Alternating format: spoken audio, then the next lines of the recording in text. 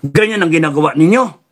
Kayo pa ngayon na may lakas ng loob, kapal ng muka, nahabulin ng taong bayan, nagtetreten pa kayo mag-declare ng martial law. Subukan nyo mag-declare ng martial law. We will declare a people's martial law. Makikita ninyo, ha? Lalagutin namin ang hininga ninyo. Yung martial law ninyong alam, ha? Panahon pa ni Marcos Sr. Ha? Yung martial law naming alam ay masahol pa sa lahat ng martial law sa buong mundo. Natakot kayo sa taong bayan. Hindi yung nagtatapang-tapangan kayo, akala ninyo ganun-ganun lang ang taong bayan. No, we know our rights. Tarantado kayo. Isa lang ang sigaw. Hindi na Marcos resign, hindi na no to impeachment. Tapos na tayo dyan sa usapan na yan. Ang sigaw lang, you are terminated. Lahat kayo, you are terminated. At yung aangas, yung kokontra, yari kayo. Yun lang ang sigaw. Tatakot-takutin nyo pa kami. Akala nyo, nananahimik lang ako, nagpapakondisyon ako. Ha? Nagpapakondisyon lang ako, akala ninyo? Ay, nako. Kaya kayong mga DDS, kayong mga Pilipino, pwede ba? Mag-ano kayo? Mag-isip-isip kayo? Ha? Matulog kayo mamaya and then paggising nyo bukas maliwanag na yung utak ninyo. Nakasalalay dito ang kinabukasan ng bansa natin. Hindi to biro-biro. Sinasabi ko sa inyo, mas matamis pa ang umabot tayo ng civil war. Kasi doon may pag-asa tayo. Kesa sa paabutin ninyo ito na bangkarote tayo, na puno tayo ng mga adik na bansa tayo, na lahat tayo tumitira ng droga. Kasi wala na magawa Puta na. Tapos yung mga politiko na yan, sige-sige habang buhay. Hanggang apo nila, nag-aabuso sila. Dito na ako. Magrevolusyon na lang ako. Diyan na lang ako. At lahat ng gustong sumama sa akin, sumama kayo. Magkaalaman tayo. Hintayin niyo hudyat ko. Hintayin ninyo ang hudyat ko.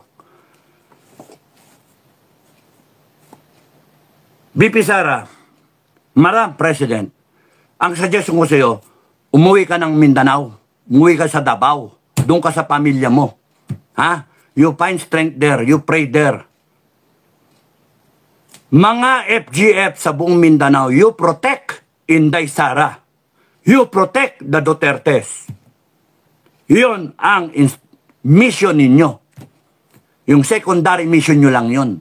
Ang primary mission ng FGF, nationwide and global, you protect the Filipino family. You protect the future of this country. Yun ang mission ninyo. Primary. Secondary mission, kayong mga nasa Mindanao na FGF, ha?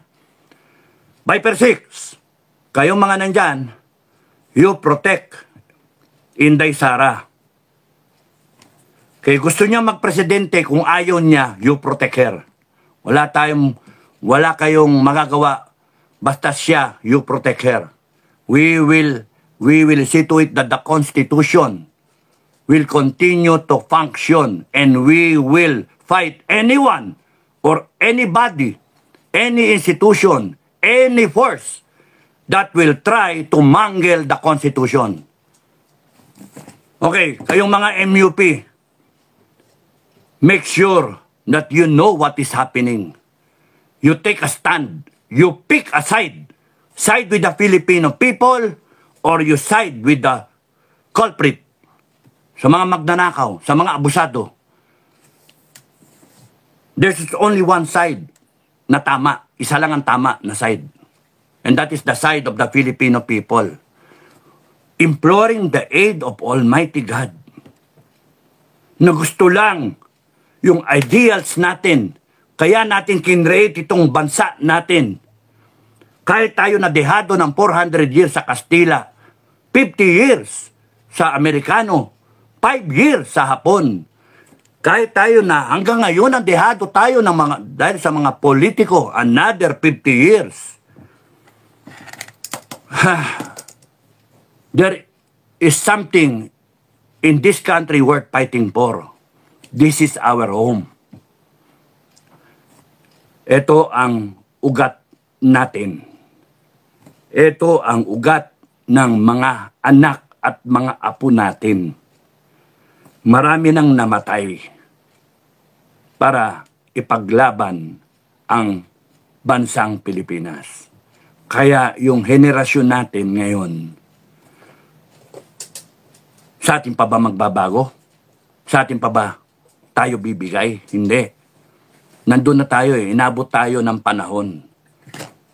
Yung dami ng dumaan na taon na yan, we were so complacent. And even our forefathers were complacent. Yung mga tatay natin, mga lolo natin, they were complacent, some of them. Iba lumaban. Now, nag-abot-abot na, kaya tayong binagsakan ng problema. And we will overcome if we just band together. May mga nagsasabi na isang oras na naman ako. Nasaan na yun? Ay, naku, nawala na naman. May mga nagsasabi na mga military na may pinirmahan sila na ang gusto tanggalin si Inday Sara as the Vice President. At the same time, tanggalin si Speaker Romualdez. And then, parang itinatago yun nila si BBM. Mag-ingat kayo ha, mag-ingat kayo. Kasi, itong administration na to, ibang klase kumilos ibang klase, no? Madumin lumaro, no? Gagamitin nila yung ano ng taong bayan, no? Luluko-lukoy nilang taong bayan na kukunin para mag-weekend yung mga nasa tama. So, iba sa inyo gusto si Inday, Constitution. Ganon kami, ganon ang FGF, Constitution. No choice, si Inday no? Bakit? Si Inday, ito tandaan nyo bakit Constitution? Pwede namang hindi tayo, pwede naman hindi si Inday, pwede naman yan. Yung iba, ganun ang dahilan. Pwede naman ikaw na lang, Supremo, ikaw na lang. O nga no, sarap ba?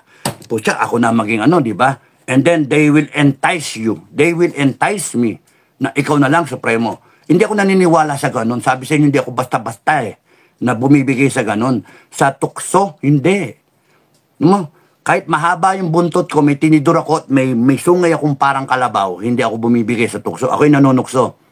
Ako'y nanunukso. Lalo na kung chicks, no? De, joke lang yan. You know, hindi ako pwedeng makuha sa basta-basta tukso, power, money, no? Babae. Kahit babae, magubat sa harapan ko, hindi ako nagpapatukso. Marami na akong dinaanan na ganon. Hindi ko lang kukwento, di ba? Kawawa naman yung girl, no? Pero may hubad na Sasabihin ko, umuwi ka. Gaganon pa ako, umuwi ka. Magrosaryo ka ng hindi lang 1 beses, 5 beses, Maulit-ulitin mo rosaryo, magdasal ka. Huwag mo ko demonyohin. Ganon ako. Meron pa ngang may mga kwento yung kwentuhan namin ng mga OFW no? Hubad na hinubara na ako hubad na rin siya. Tapos nun no? And then, to the point na sabihin, bakla ka ba? Hindi ako bakla, pero iniisip ko yung mga uod, iniisip ko yung nanay ko, pinapagalitan ako nung bata ko, iniisip ko yung latrine ng army na bombs away, di ba? Pagka may 2 plank, nakalagay ka doon, pagka magbabawas ka, angat ka ng konti kasi tatalsik sa'yo yun sa ilalim, tapos unahan yung mga uod, ang lalaki, ganyan. Iniisip ko yan, para yung kung ano man yung hard-on, yung lalambot. Bakla ka ba? Hindi. Lalaki ako. Kaya nga lang, that's discipline, no? Hindi ako basta-basta makukuha sa whatever. Ngayon, yung offer na ikaw na lang, very enticing yun, pero ayoko. Bakit Constitution tayo? Hindi ka magkakamali sa Constitution because it was ratified by the Filipino people. For a start, okay yun, 1987. Even if it has mga flaws, ilan ang gusto diyang palitan. Ako, aminado, dapat palitan yan Palitan yung ibang provisions, hindi yung entirety ng Constitution. Because kung tanggalin mo yan, magkakaroon ng vacuum tayo. Kinakailangan, utik-utikin mo. You have to start from something. So, okay na yung preamble. Okay na yung Declaration of Principles. Kaya kinakailangan lang yung implementing ng mga provisions, ayusin natin.